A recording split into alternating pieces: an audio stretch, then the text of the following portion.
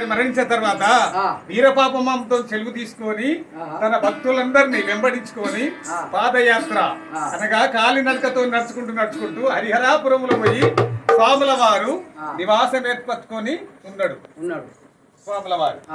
స్వాముల వారి కథ అక్కడ ఆపుదాం.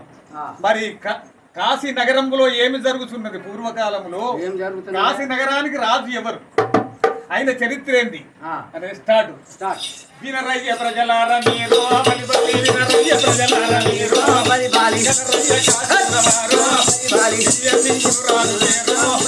రాజు పుత్రుడు లేడు ఆనంద యోగ్యని పేరు రాజ్యమేలాడు ధర్మము నడిపించినాడు ఒకనాడు దినమున వేటాడు మార్గమున వెయ్యి పెడత బయలుదేరిందా ఓ రామ రాఘవ శ్రీరామ రాఘవ కరుణించునాయ వరదా మమ్ము కాపాడు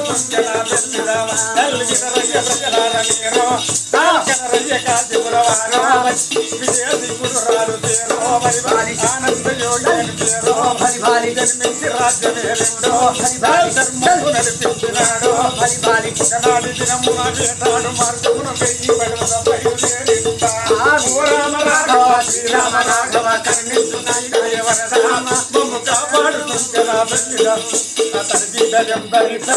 కాశీనగరం లోపల పూర్వకాలమందు విజయశివుడనే రాజు కాశీనగరాన్ని పరిపాలించిందట.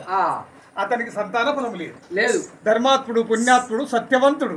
సంతాన ఫలము లేనందున పూర్వకాలమందున కాశీకి పోయి ఆ కాశీలో విశ్వనాథుని దర్శించుకున్నారట. దర్శించుకునగా ఆయన పుత్ర సంతాన ఫలము లేక ఏకైక పుత్రుడు కొడుకు జన్మించిందట. ఎవరికి? విజయశివుడు అనే రాజు.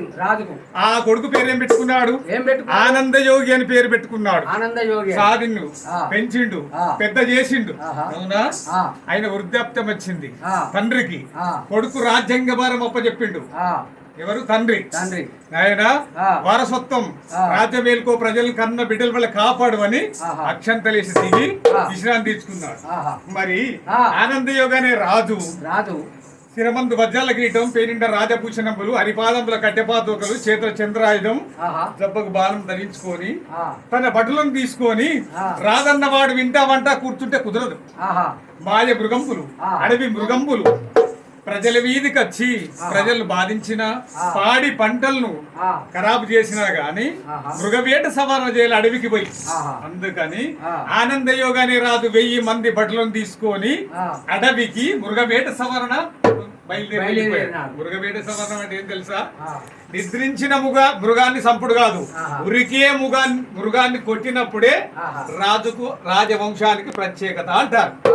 ఆ విధముగా ఈ భటులను 1000 మంది భటులను తీసుకొని అడవికి మృగవేట సమారానికి వెళ్ళిపోయాడు. తర్వాత భటులొక్క పక్క, రాజొక్క పక్క ఆ మృగముల సంవరించుకుంటూ పోతుంటే అంత లోపల ఏమి జరుగుతున్నది? కాశీనగరం దండకారణ్యం లోపల అంతలోన ఒక ఆవురాసై, అంతలోన ఒక ఆవురాసై, అంతలోన ఒక ఆవురాసై, కడుపార గట్టి మేదియో గుండు కాడ నీళ్లు రాగరా, వచ్చి అమ్మగాని పెట్టరా, ఆనంద యోగిని పెట్టరా, ఆవును భక్తి పబుయ్యరా, అంతలోన గల్లి పెట్టరా, పరిగిట జంతరిత బాలుడు అప్పుడు దంచిందయ్యా, బాణము ఎక్కువ పెట్టిందయ్యా, అప్పుడు దంచిందయ్యా, బాణము ఎక్కువ పెట్టిందయ్యా, బలానంటి బల తమ్ముడా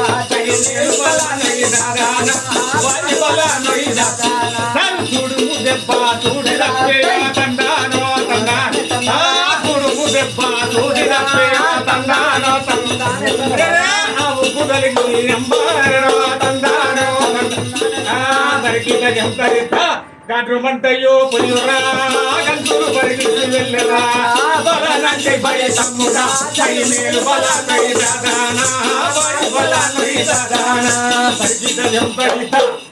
ఆ యొక్క దండకారణ్యం లోపల ఎల్లావు కడుపార గడ్డి వేసి నదికాడికచ్చి నీళ్లు తాగి నెవరేసుకుంటా నిమ్మలంగా ఆనందంగా దాని తావుకు వెళ్ళిపోతుందట. ఏది? గోమాత. అదే సమయం లోపల ఆ ఆవును పులి కనిపెట్టింది.